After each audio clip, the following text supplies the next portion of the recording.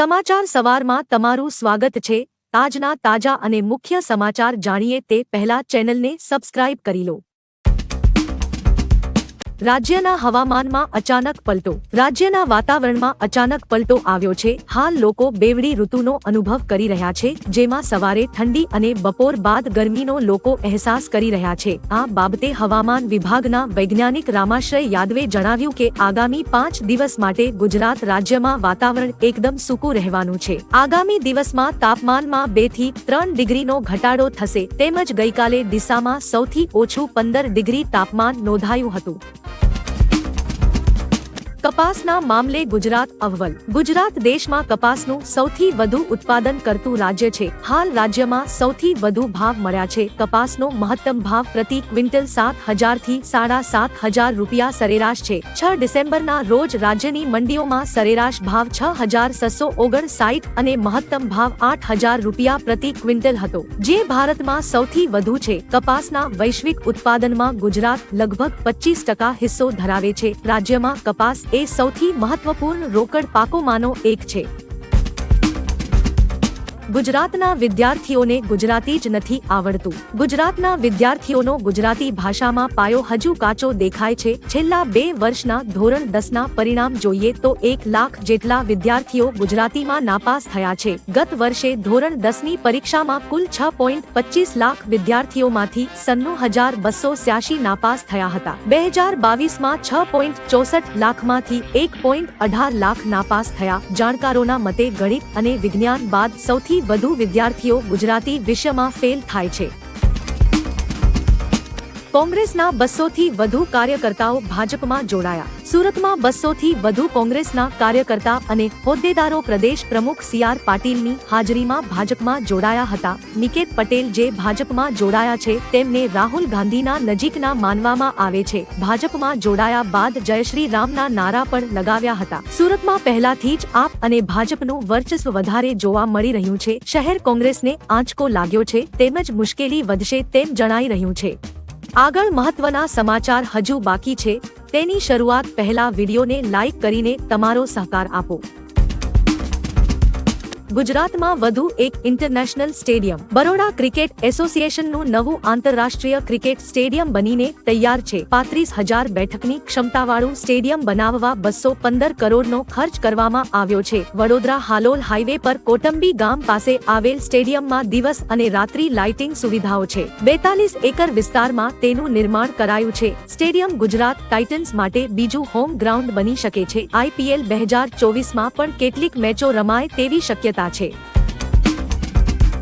કોંગ્રેસના વધુ એક નેતાનું રાજીનામું। લોકસભા ચૂંટણી પહેલા વધુ એક કોંગ્રેસના નેતાએ રાજીનામું આપ્યું છે। કોંગ્રેસની ટિકિટ પરથી અમરાઈવાડી વિધાનસભા બેઠક પર 2 વખત ચૂંટણી લડનારા ધર્મેન્દ્ર પટેલે કોંગ્રેસમાંથી રાજીનામું આપી દીધું છે। તેઓ છેલ્લા કેટલાક દિવસોથી અમદાવાદ ભાજપના મોટા નેતાઓ સાથે જાહેરમાં ફરી રહ્યા છે। કોંગ્રેસમાંથી રાજીનામું આપી દેતા એવી ચર્ચા શરૂ થઈ છે કે હવે તેઓ ગમે ત્યારે ભગવો ધારણ કરી શકે છે।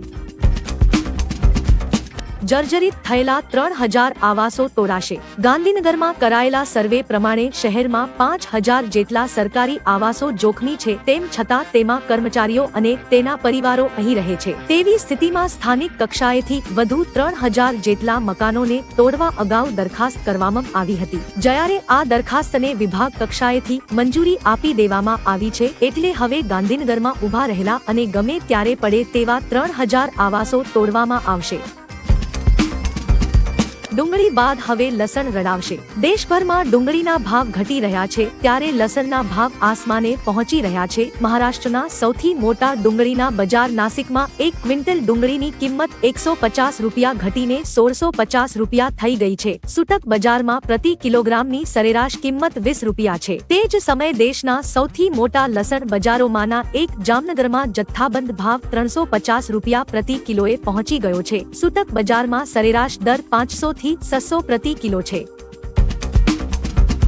કમોસમી વરસાદે પાકને નુકસાન પહોંચાડ્યું. બનાસકાંઠાના થરાદ પંથકમાં કમોસમી વરસાદને કારણે જીરું અને રાયડો સહિતના પાકને નુકસાન થયું છે. પાક લણવાના સમયે જ વરસાદે પાકને નુકસાન કરતા ખેડૂતોમાં ચિંતાનો માહોલ છે. 21 થી 25 ફેબ્રુઆરી દરમિયાન હવામાન વિભાગે પણ વાતાવરણમાં પરિવર્તન અંગે આગાહી કરી હતી. દક્ષિણ ગુજરાત, સૌરાષ્ટ્ર અને કચ્છમાં પવન ફૂંકાવાની આગાહી કરાઈ હતી. જો કે વરસાદની આગાહી નહોતી, તેમ છતાં બનાસકાંઠામાં વરસાદ ખાબક્યો છે.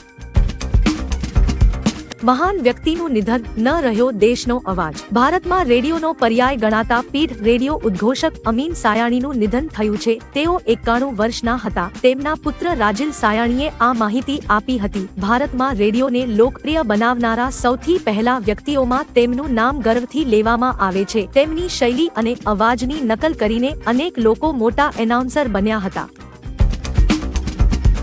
સીબીએસઈ ગુજરાતી પેપરમાં કોર્સ બહારના પ્રશ્ન પૂછાયા. ગઈકાલે લેવાયેલ સીબીએસઈ બોર્ડ ધોરણ 10ના ગુજરાતી પેપરે વિદ્યાર્થીઓને મૂંઝવણમાં મૂક્યા હતા. 80 માર્કના પેપરમાં 22 માર્ક્સના પ્રશ્નો અભ્યાસક્રમ બહારના હતા. નિષ્ણાંતોએ અભ્યાસક્રમ બહારના પ્રશ્નો હોવાનું જણાવી રહ્યા છે. કવિતા, રૂઢિપ્રયોગ અને શબ્દ સમૂહ માટે એક શબ્દ કોર્સની બહારના હતા. શાળાઓએ આ બાબતે સીબીએસઈ બોર્ડને રિપોર્ટ પણ મોકલ્યો છે.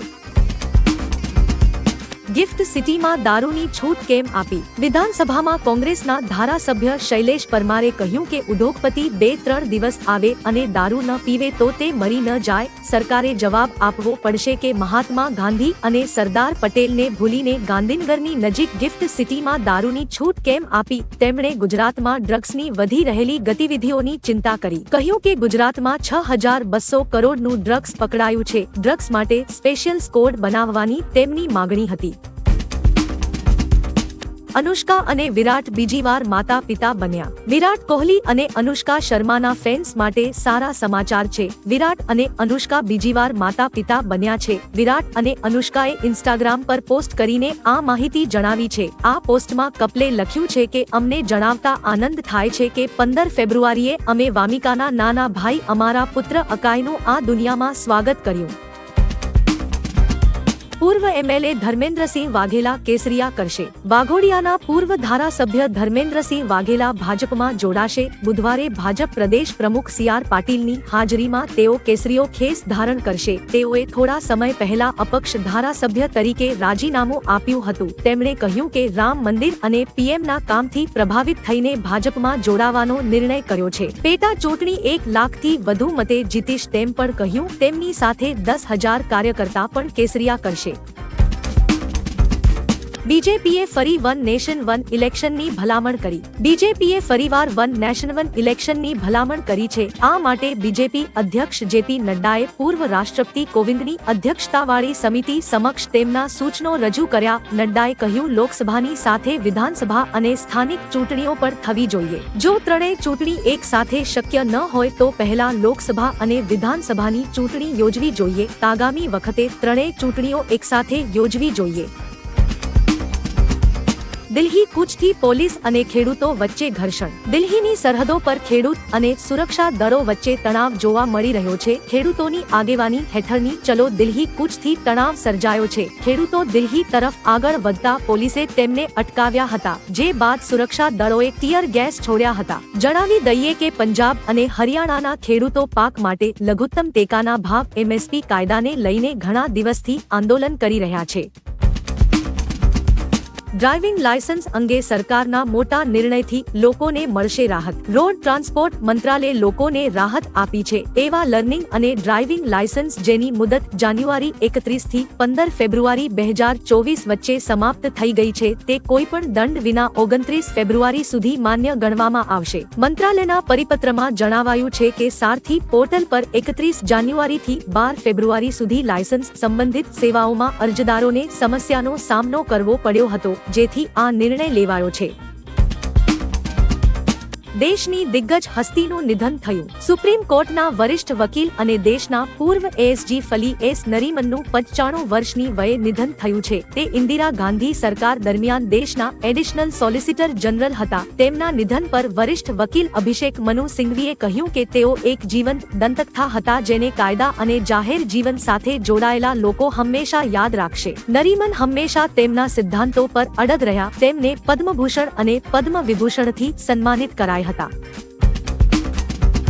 યુપીમાં થશે સપા અને કોંગ્રેસનું ગઠબંધન. યુપીમાં સપા અને કોંગ્રેસનું ગઠબંધન થશે. સપા અને કોંગ્રેસ વચ્ચે મામલો ઉકેલાઈ ગયો છે. આ ગઠબંધન પર અખિલેશ યાદવે જણાવ્યું કે અંત ભલા તો સબ ભલા. ખૂબ જ ટૂંક સમયમાં બધું સ્પષ્ટ થઈ જશે. કોંગ્રેસ સાથે ગઠબંધન થશે. ઇન્ડિયા ગઠબંધન ઘણું આગળ વધી ગયું છે. આમ સપા અને કોંગ્રેસ આગામી લોકસભા ચૂંટણી સાથે મળીને લડશે. સાંજ સુધીમાં બંને પક્ષો વચ્ચે બેઠકોની વહેંચણીની જાહેરાત કરાશે. સપા કોંગ્રેસને 19 સીટો આપી શકે છે.